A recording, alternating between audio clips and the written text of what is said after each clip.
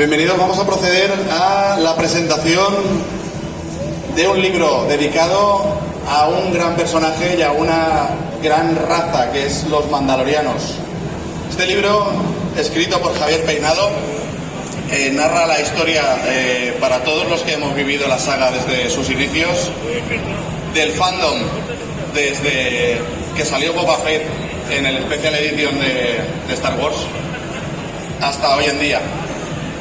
Habla también de todos los grupos de cosplay, la fiebre mandaloriana que ha habido desde los inicios hasta hoy. Está presentado por mí, Héctor, comandante de Bounty Rangers, algunos miembros aquí haciendo ejemplo de lo que es ser un mandaloriano. En el credo hay pocas normas, una de ellas es ayudarnos unos a otros.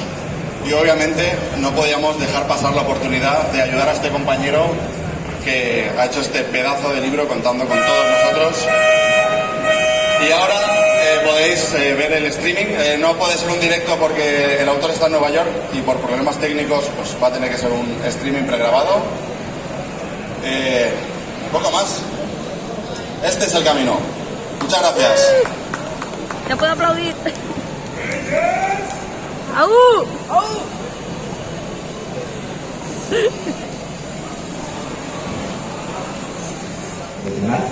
Y bueno, principalmente he grabado lo tuyo y para que se ha apartado de la saga del que todo el mundo habla hoy en día, que son los mandalorianos, ¿no? Pero no siempre fue así. Los mandalorianos durante mucho tiempo fueron como un nicho, algo de lo que se hablaba solo en círculos muy frikis, y con la salida de series como de Mandalorian, pues bueno, vi conveniente sacar este libro. El libro, si os gusta este tema, yo creo que os va a convencer.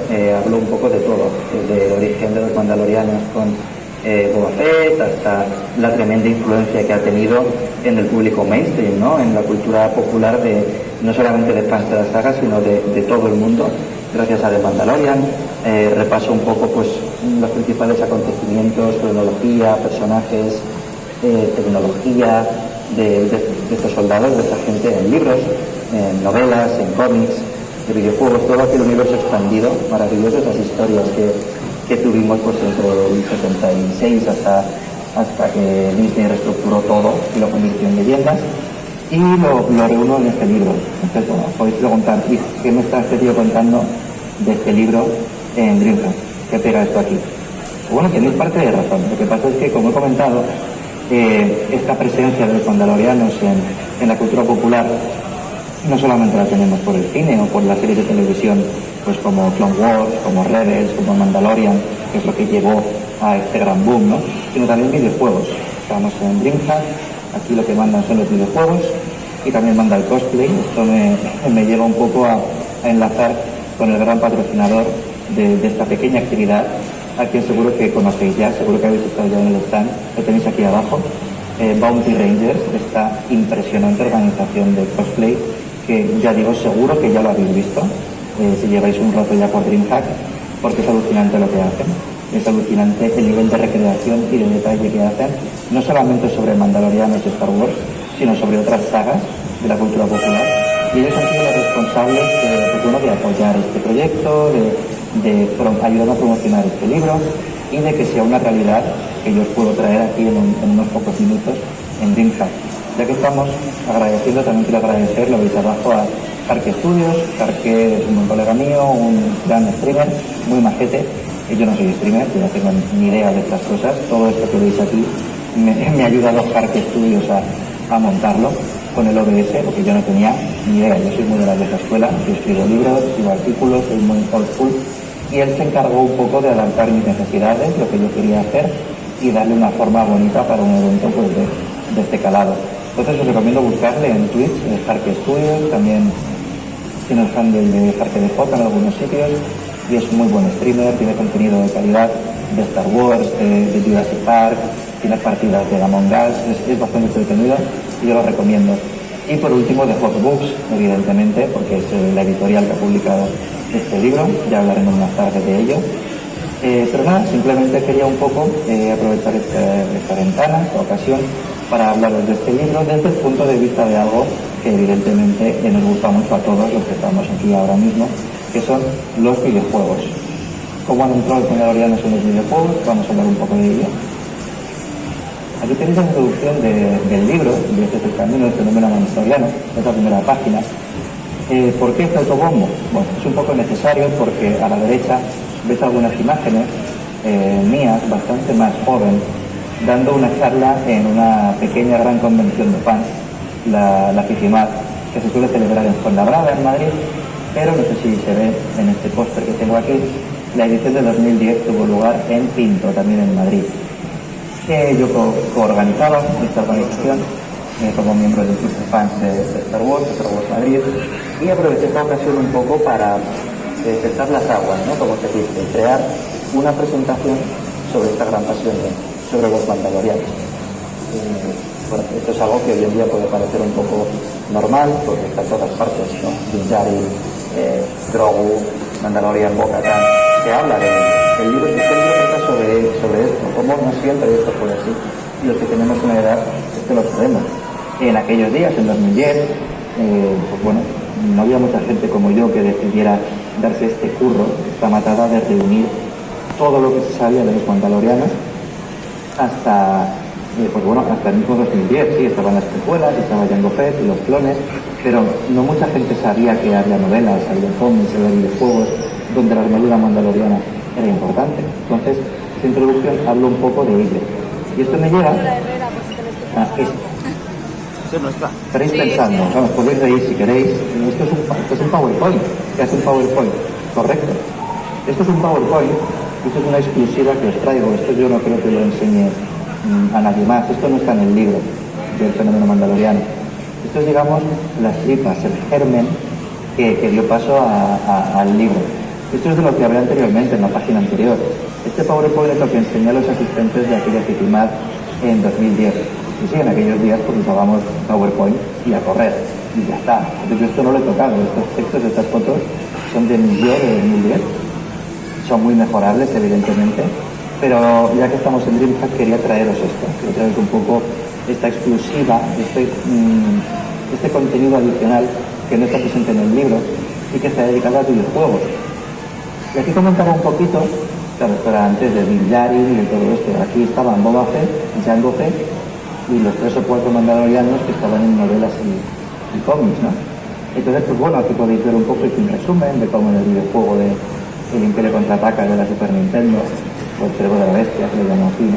Como se le llamaba en los anuncios, pues claro, Boba Fett era importante, te enfrentarás a él, Sombras del Imperio, ¿no? Este gran proyecto multimedia del año 96, que fue una auténtica maravilla, y no me quiero enrollar mucho, pero Boba Fett tenía una importancia bastante destacada. Los cómics los protagonizaba él, y en el videojuego, como podéis ver aquí, en portadas, la portada del juego, el prota Darth Rendar se enfrentaba a Boba Fett. En Dark Forces, la primera entrega de la saga que se acabaría convirtiendo en la saga Jedi Knight de ordenadores, también tiene presencia Boba Fett.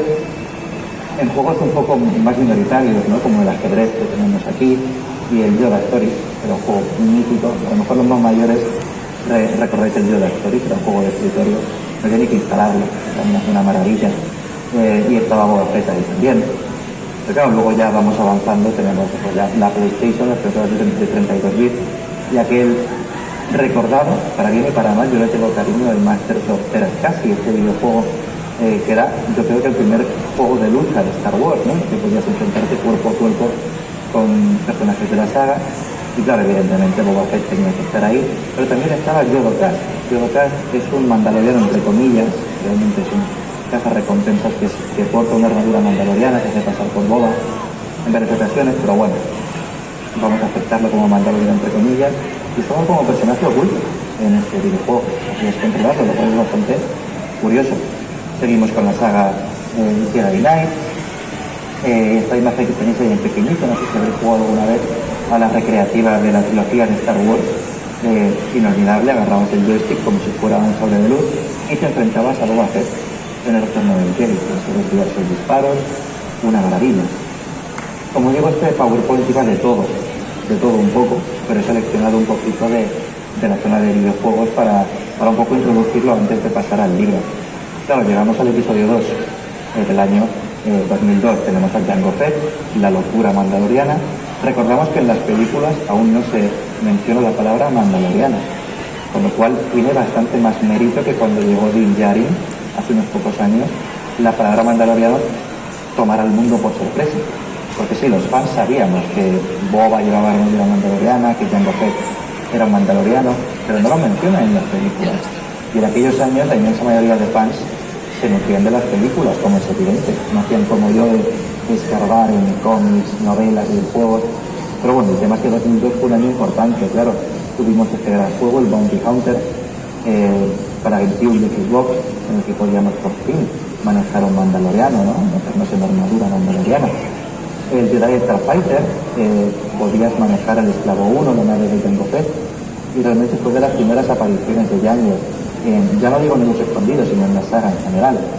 Y bueno, luego salieron muchos videojuegos inspirados en la película, ¿no?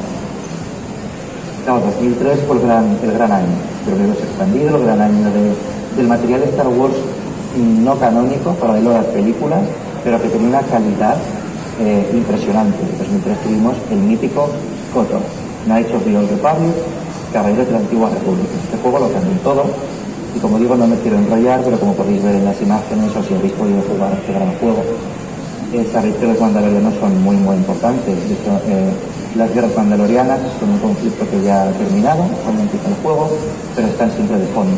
Se habla de ellas, se habla de cómo Darth Revan, que tenéis aquí una imagen, Darth Revan y Darth Malak, no quiero hacer ningún spoiler, evidentemente. Revan es el gran villano de este juego, junto con Darth Malak, ¿vale? Como digo, no quiero entrar mucho en el argumento. Lo importante es que Revan lleva una máscara mandaloriana, que hace un Jedi que luego se convierte en sí, lleva una máscara mandaloriana, y buena parte de que en este juego esta temática mandaloriana sea tan importante es Canderous Ordo, que es un personaje secundario que acompaña a nuestro héroe y que es como una biblia, como una enciclopedia andante de todo lo que siempre quisimos saber sobre los mandalorianos y nunca subimos hasta el momento: historia, tradiciones, cultura, cómo se desarrollaron estas guerras. Bueno, para todo el que le gustará este mundillo, el KOTOR fue una gozada, y en la secuela, en el Knights of the Old Republic 2, pero como los señores sí, en España, este personaje Canderous es ascendido al rango de Mandalor, que ya es un término canonizado por la serie Mandalorian, pero es el líder de los mandalorianos, ¿no? Y en este caso es ascendido al rango de Mandalor, el preservador. Y ya para acabar con este cutre PowerPoint que os quería enseñar, un poco como contenido extra, pues bueno, tenemos que decir, ¿no? Tras el episodio 3, pues tenemos el Battlefront 2, donde los clones de la 501, pues empiezan todos los clones con todas las especializaciones, pues fácilmente seleccionables en multitud de juegos. En 2005 tenemos esta maravilla que es el Republic Commando, en el que controlamos en su juego de acción táctica, muy intuitivo, pero también con muchas posibilidades tácticas y estratégicas. Manejamos a este escuadrón de 4 comandos, y bueno, era la ocasión perfecta para meternos dentro de un mandaloriano, porque un clon es un mandaloriano también, no solo son clones de Jango Fett, sino que, y esto está reflejado en este juego, son, digamos, herederos del mandaloriano. ¿Por qué? Por los cánticos, por las tradiciones, por el idioma del jugador de Republic Commando. Sabéis, seguro que os gusta el tema principal, el Bodean, esta gran canción. Hay varias canciones como el Bodean en el juego que están cantadas en un idioma inventado, que es el Mando A, el idioma de los mandalorianos. Hablamos un poco más de esto después. Ya entramos en el libro. Ya dejamos los PowerPoints, ¿vale? Les voy a enseñar unas pocas páginas del libro. El libro, como digo, este es el camino, el fenómeno mandaloriano no está dedicado a los videojuegos per se, pero son importantes evidentemente por los titulazos que os acabo de enseñar. Aquí tenéis un ejemplo de cómo es el libro por dentro. Que tenéis a la izquierda a los guerreros Kaun, de Coruscant, que son el origen de los mandalorianos, son la especie original. Debajo está Mandalor el Indomable, ¿no? Muy importante en los cómics. El primer gran conquistador mandaloriano en intentar hacerse con la galaxia. Y debajo, que está más chiquitito, no lo veis tan bien, está Máximo, perdón, Mandalor el Máximo, en inglés es Mandalor the Ultimate, yo lo llamo Mandalor el Máximo en el libro, y es personaje importante en el KOTOR, en este gran videojuego que hemos visto de 2003, Caballeros de la Antigua República.